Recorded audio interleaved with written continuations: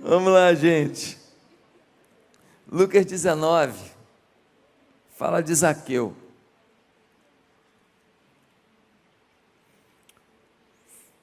E a partir do verso 1, a gente lê a história deste pequenino homem, Zaqueu, o publicano. Jesus entrou em Jericó e atravessava a cidade. Havia ali um homem rico, chamado Zaqueu, chefe dos publicanos. Jesus está entrando em Jericó. Jericó é um polo comercial muito forte. Nesse polo comercial muito forte, tem um homem que a Bíblia fez questão de dizer que ele era rico. Mas a Bíblia não diz assim, ele era rico, porque ele tinha uma fábrica de sandálios. Não diz que ele era rico, porque ele tinha muitas plantações. Não diz que ele era rico, porque ele tinha muitos animais. Normalmente, quando a Bíblia fala da riqueza de alguém, de alguma maneira, fala dos motivos pelos quais ele ficou rico. Quando fala de Jó, fala lá o que ele tinha, muitos animais. Quando fala de Abraão, de Ló, fala dos animais que eles tinham. Quando fala de Boaz, fala da fazenda grande que ele tinha. Mas quando falou que o Zaqueu era rico, falou que ele era chefe dos fiscais. O que a Bíblia está dizendo? Se ele é chefe dos fiscais, ele é rico, de onde que vem a riqueza dele? Da fiscalização. Mas o salário da fiscalização não deixa ninguém rico. Nós estamos diante de uma pessoa corrupta. Nós estamos diante de uma pessoa que se apropria dos outros. É aquela pessoa que produz uma dificuldade para vender uma facilidade. Os empresários aqui sabem bem do que eu estou falando. Mais à frente a gente vai confirmar isso. E diz assim, ele queria ver quem era Jesus. Mas sendo de pequena estatura, não o conseguia, por causa da multidão. Zaqueu tem um interesse. Qual é o interesse dele? Ver Jesus. Por que ele quer ver Jesus? Boa pergunta. Nós não sabemos. Mas aqui a gente tem um direcionamento. Ele queria ver Jesus e não conseguia, porque Jesus estava sempre rodeado de uma multidão. Agora, por que a multidão parava em torno de Jesus? Nós sabemos. Porque Jesus tinha ensinos que ninguém poderia providenciar e fazia milagres que ninguém podia fazer. Zaqueu escutou. Zaqueu escutou do que ele ensinava, Zaqueu escutou do que ele fazia. Ficou curioso. Os ricos também têm necessidades espirituais. Os ricos também têm curiosidades espirituais. Os ricos também têm problemas, como todo pobre. O filho do pobre está viciado em crack, o filho do rico está viciado em cocaína. O filho do pobre está envolvido com venda de droga na favela. O filho do rico está envolvido com venda de droga no condomínio da Barra. Tudo é traficante, tudo é drogado. O marido da moça pobre, ele fica com uma prostituta desdentada, lá do centro da cidade. O marido da outra fica com uma prostituta de luxo, mas tudo é prostituição. Gente é gente. Gente é gente. Nós não precisamos ter problema nenhum de falar com ninguém. Está tendo um encontro de empreendedores, acabei de vir de lá agora, e o preletor foi o Flávio Augusto, é um bilionário. Mas que tem temor a Deus. Foi guitarrista de igreja. Gente é gente. Todo mundo precisa de Deus, amigo. Todo mundo sente dor de dente. Todo mundo passa mal. Todo mundo sua frio um dia. Todo mundo recebe uma notícia que parece que tua vida acabou, sim ou não? Todo mundo. Versículo 4: assim correu adiante e subiu numa figueira brava para vê-lo, pois Jesus ia passar por ali. O Zaqueu queria ver Jesus, uma multidão em volta, ele não conseguia ver. Ele viu o direcionamento da rua, ali em Jericó, ele olhou e falou, eles estão indo naquela direção, e tem ali uma figueira brava, alguns chamam de sicômoro. Tem árvores lá em Jericó que tem 2000 anos. Tem até uma árvore lá que as pessoas dizem que é o sicômoro de Zaqueu, mas ninguém pode provar, né, gente? É um pouco de lenda, mas tem lá um sicômoro muito velho, eu não sei se ele tem 2000 anos, talvez não tenha, talvez tenha 1000, talvez tenha 800 anos, mas as pessoas olham e dizem que é o sicômoro de Zaqueu. E ele vai lá e ele faz uma coisa muito esquisita para uma autoridade da cidade, o chefe da fiscalização.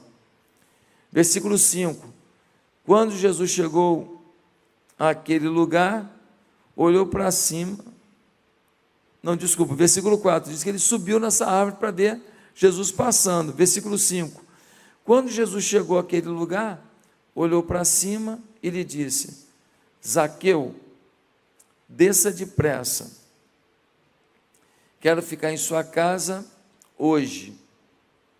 Então, ele desceu rapidamente e o recebeu com alegria.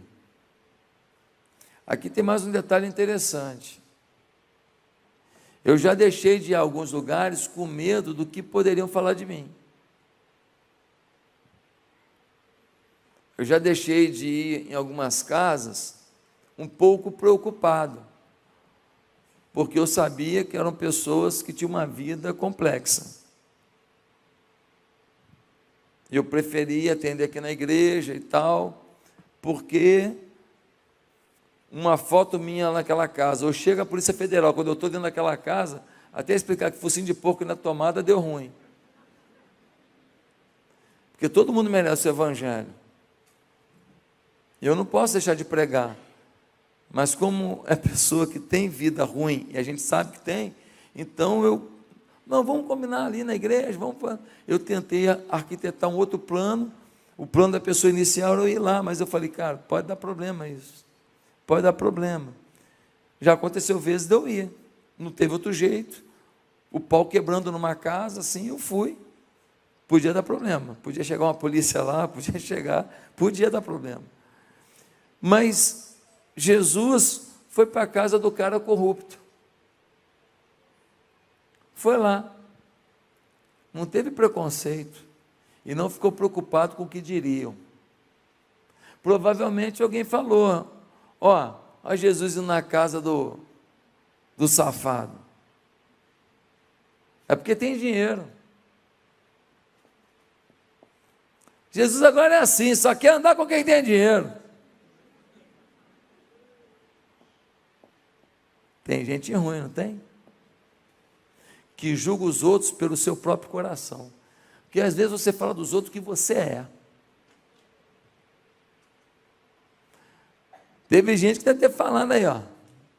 Cara safado, cobra imposto além do valor da gente, está extorquindo a gente, mas tem dinheiro, lá na geladeira dele tem picanha. Aí Jesus vai lá, ó, na minha casa nunca foi. Não é assim que muita gente age?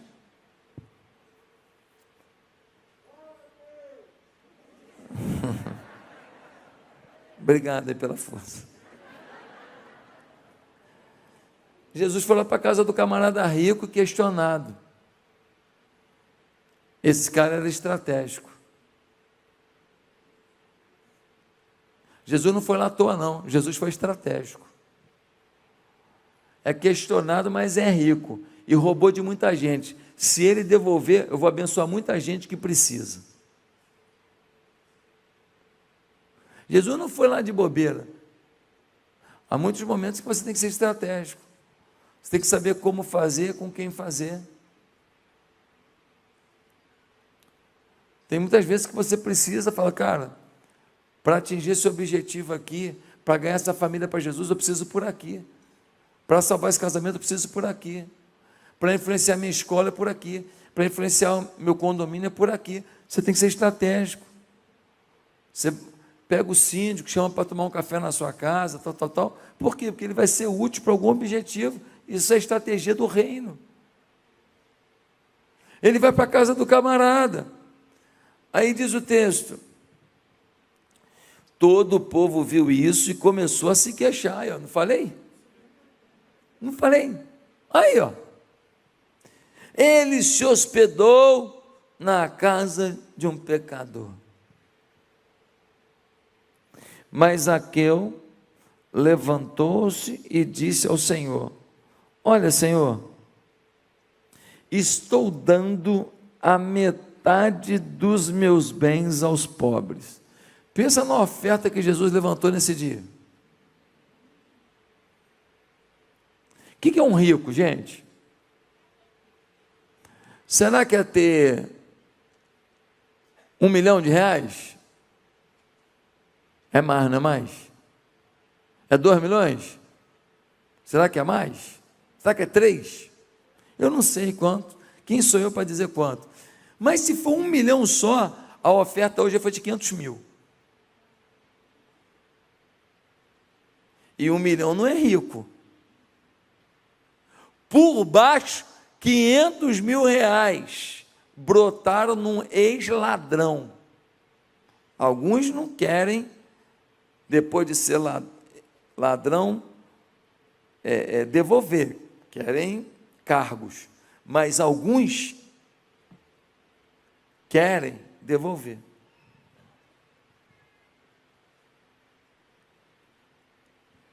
Esse ex-ladrão arrependido, ele fala, ó, metade dos meus bens vai para os pobres. E tinha muita gente miserável na Palestina. Muita gente. E agora essas pessoas serão abençoadas. E diz mais, e se de alguém extorquir alguma coisa, devolverei 4 vezes mais. Olha o que aconteceu. Eu não preciso mais viver para os bens. Metade dos meus bens eu dou para os pobres. E para quem eu roubei, eu vou restituir 4 vezes mais. Ou seja, eu quero consertar a besteira que eu fiz. Tem coisa que você faz que não tem mais conserto, só tem arrependimento. Mas tem coisa que você faz que você, além de se arrepender, você pode consertar. Sim ou não? Se eu tirei de alguém, eu posso devolver. Se eu bati em alguém, eu não posso mais tirar a pancada, mas eu posso pelo menos pedir perdão. Ser generoso com a pessoa, ter um gesto de amor, presentear, de alguma maneira compensar o dano que eu causei. Esse homem, ele não só tem um coração generoso, metade vai para os pobres, como ele quer restituir o que ele fez de errado, ele quer consertar o problema dele. O problema dele era o quê? Roubo. E aí diz o texto, Jesus lhe disse, versículo 9, hoje houve salvação nessa casa, porque esse homem também é filho de Abraão, pois o Filho do Homem veio buscar e salvar o que estava perdido. Aí Jesus veio e falou assim, ó, esse é filho de Abraão. Quem é Abraão? É o pai da? Então, Zaqueu é um filho da fé. O que Jesus está dizendo? Esse é um salvo, esse é um transformado, essa é uma pessoa que experimentou conversão, essa é uma pessoa que mudou seu paradigma, essa é uma pessoa que fez uma nova escolha, mudou o rumo da sua vida. Então, gente, com base nessa história tão simples de Zaqueu, o que eu queria afirmar? Eu queria afirmar que não dá mais para ser como antes. Quando a gente entrega a vida a Jesus, a gente tem que entender que a nossa perspectiva de vida é outra. O nosso rumo de vida é outro. Os nossos alvos são outros. Nós vivemos para Ele, não para nós mesmos. O nosso foco não é ganhar, ganhar, ganhar. O nosso foco é ser instrumento dEle. O ganhar faz parte da vida, mas o distribuir faz parte da visão. O ganhar faz parte da vida, mas o contribuir faz parte da cristandade, do cristianismo de essência. Deus está querendo saber qual é a transformação que eu e você, depois desse terremoto, que transformação nós vamos mostrar para o mundo. Nós viemos para cá para ter um dia de encontro com Deus. Hoje eu chorei muito aqui de manhã, quando a gente cantou a música do terremoto. Porque essa música é muito forte. É muito forte. Diz que quando, eu não lembro a letra de cabeça assim para falar, mas quando o terremoto acontece, a gente louva, a gente adora. Quando as coisas são difíceis, quando as coisas são fora do controle, a gente adora. E que a gente entende que temos que ter a postura do adorador. Eu não sei se dá para a gente cantar um pedacinho dessa música. Essa parte aí, dá para a gente cantar? Tem, eu não sei certinho não. Dá para a gente cantar? Eu queria que você pensasse nisso. Gente, nós não podemos ser mais os mesmos, só que é o seguinte, está muito difícil para a gente não ser mais o mesmo. E está muito difícil para a gente não ser pior do que ontem. Porque o diabo está jogando tudo. Como é que é esse pedaço da música aí? Mas tem alguém que sabe cantar a letra? Achou? Ah, eu que canto? Tá de brincadeira, né? Não. Vai, canta aí, Felipe.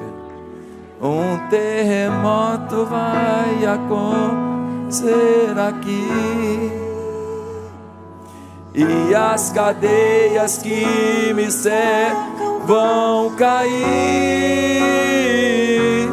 Quando não há o que fazer e é muito forte a minha dor, levanto as mãos pro céu e louvo ao Senhor.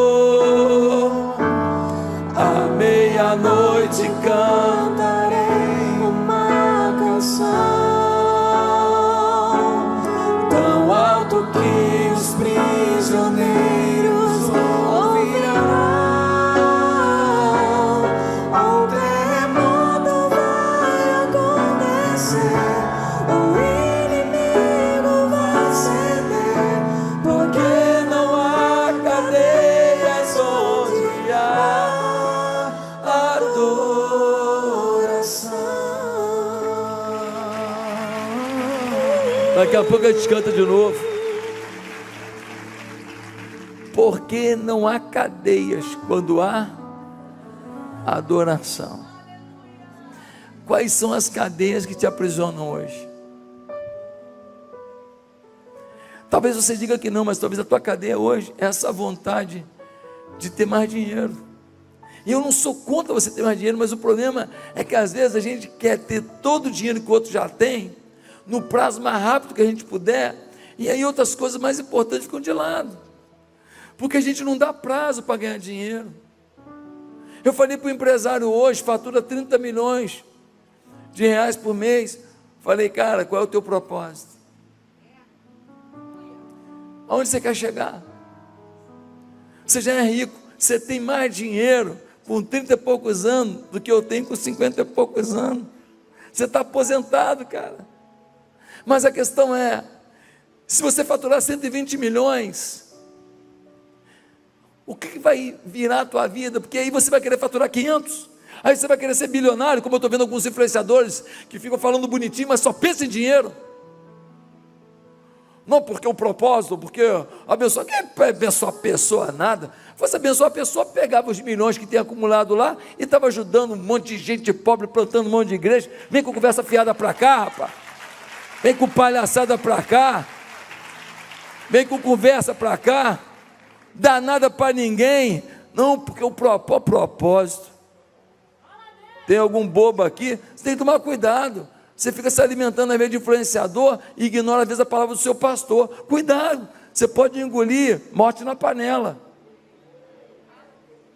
Tem veneno no meio desse arroz com feijão, meu filho. O arroz com feijão é a palavra de Deus, e no meio veneno, vaidade, materialismo, teologia da prosperidade e inferno. Qual é a tua cadeia? Será que a tua cadeia é o teu medinho de assumir o ministério pastoral?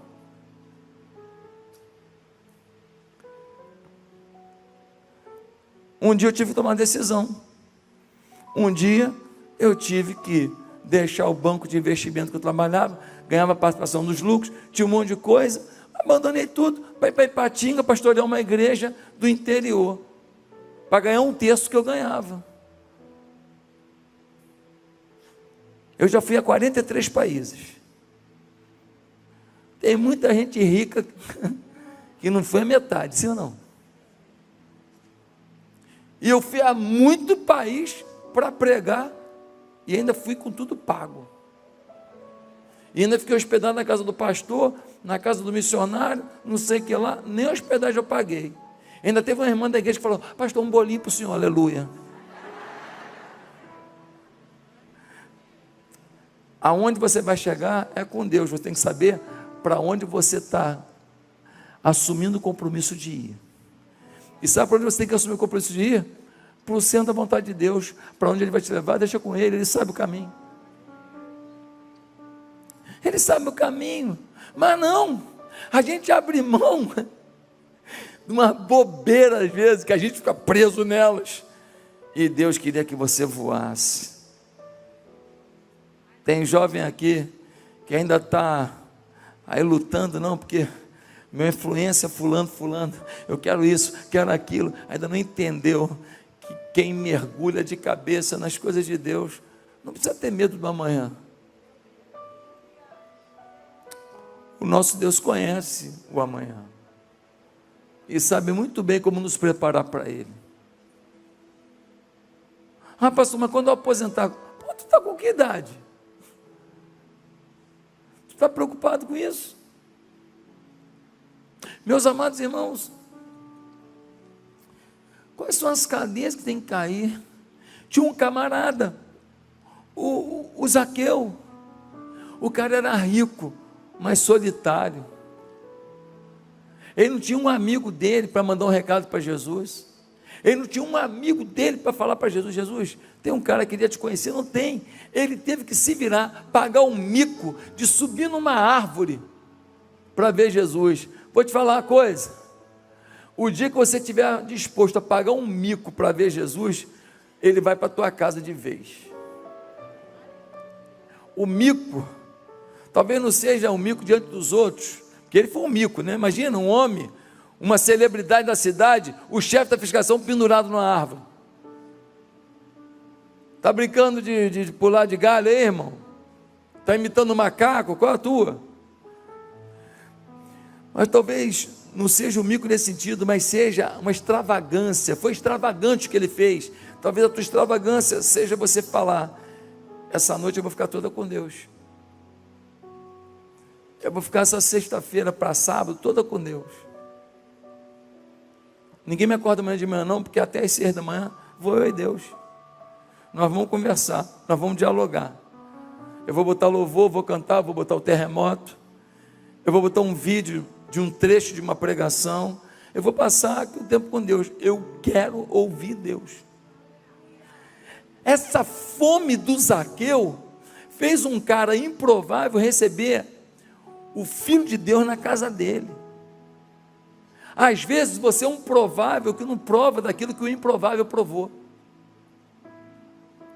Você é um provável porque você vem na igreja, você frequenta culto, mas você é um provável que não tem a determinação de fazer uma extravagância para ver Jesus. Queria te confessar uma coisa. Já aconteceu em alguns momentos de eu sentir Deus distante. De eu estar tranquilo, estou no culto, não estou fazendo nada de errado, não estou maltratando minha mulher, meus filhos, nada disso. Ah, pastor, tem pecado? Não, não é isso não. Mas sabe quando está faltando aquele desejo? Sabe quando você está tão envolvido com tanta coisa, no teu corre-corre, que parece assim que você está meio anestesiado? Quem já passou por isso aqui? Só eu? Ah, então a gente é igual? Ah, bem.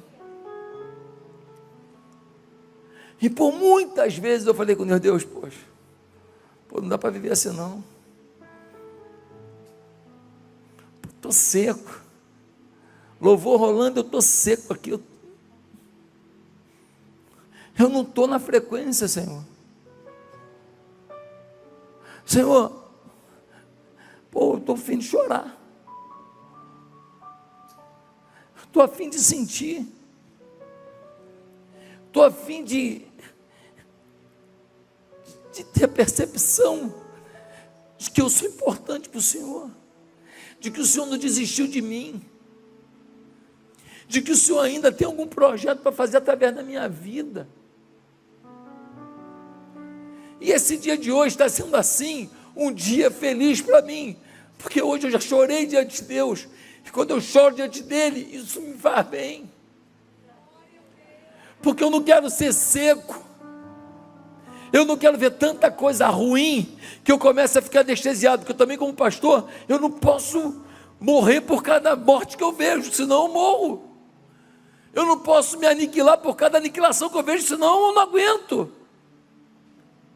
Mas eu não quero perder a sensibilidade de que existe alguém que quer me convidar para o secreto e quer me confidenciar projetos que o mundo não viu, e que esse homem simples, limitado, pode ter uma ideia, e pode ter uma equipe, e pode ter uma igreja, que a gente pode fazer alguma coisa, que o mundo vai abraçar, que o mundo vai ver, que o mundo vai reter, que o mundo vai ser transformado por isso. Pode ser aqui, mas como vai acontecer isso? Não vai acontecer se a gente não subir na nossa figueira brava,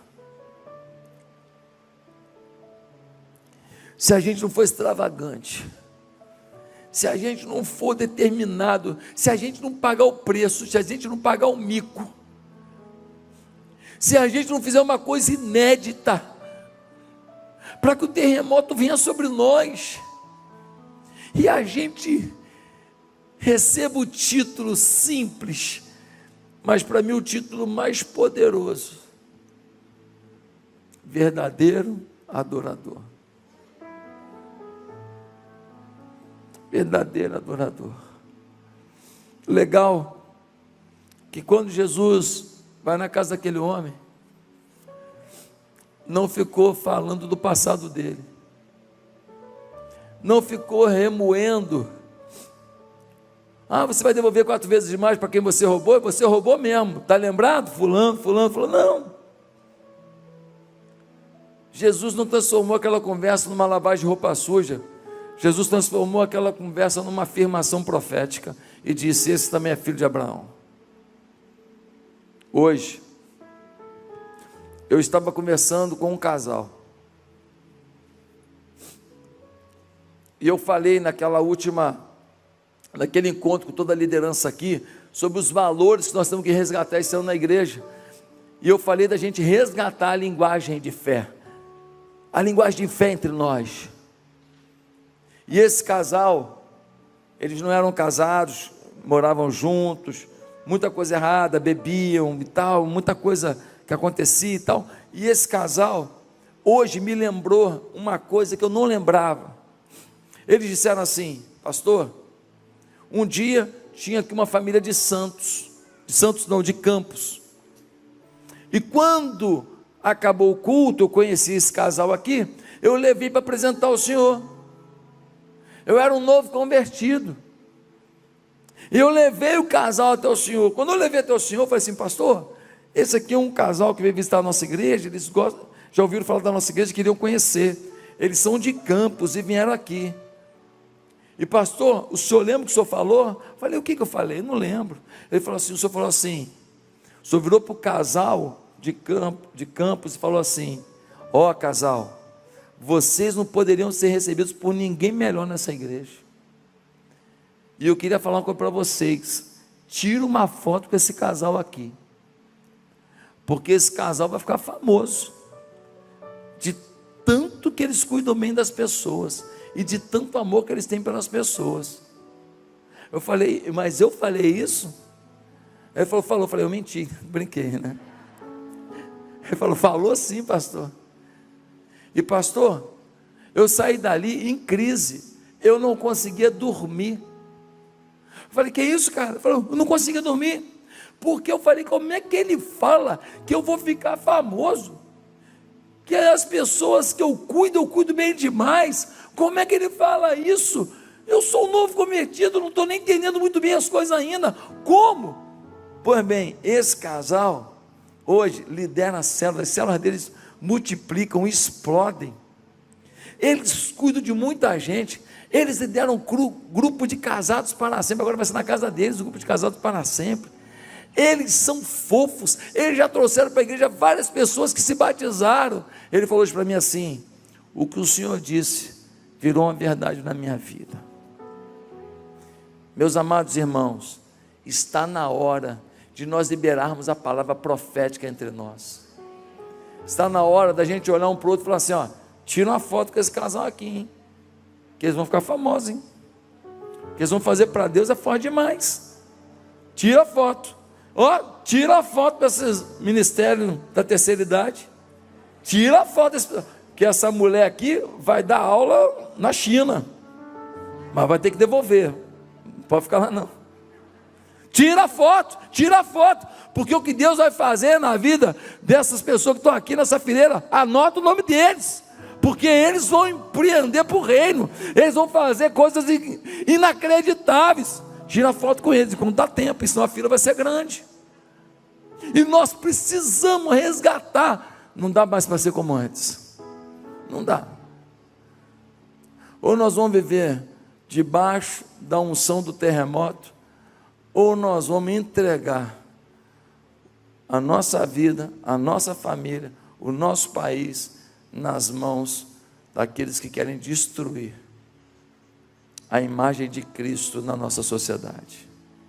Eles estão fazendo o terremoto deles, eles estão articulados, eles estão promovendo patifaria, imoralidade, droga, bebedeira, músicas imorais. Eles estão colocando na mídia programas, reality shows que promovem pensamentos distorcivos, valores equivocados. Nossa sociedade é uma sociedade louca. Você vê, um médico estuda 10 anos, 6 anos para se formar, depois mais 2, 3 de residência. Aí uma menina vai no TikTok, dá umas 30 reboladas para lá e para cá, e bota R$1 milhão no bolso. Sociedade louca, mano. Uma garota rebola para lá e para cá, R$1 milhão, um TikTok, um médico estudou 10 anos, faz 10 plantão, se vira para o mês inteiro, para tentar manter a vida. Então, gente, o mundo virou de perna para a cabeça. Está na hora da igreja de Jesus liberar uma unção profética. Está na hora, cara, sem pressa, sem desespero, sem bater em ninguém, influenciando com amor e com verdade. Com amor, no amor, está na hora da gente mostrar quem a gente é, o que a gente crê, o que a gente pensa, e levar a sociedade a compreender que nós temos algo que o mundo não tem para dar. Eu quero profetizar que ninguém que está aqui sai do terremoto hoje do mesmo jeito.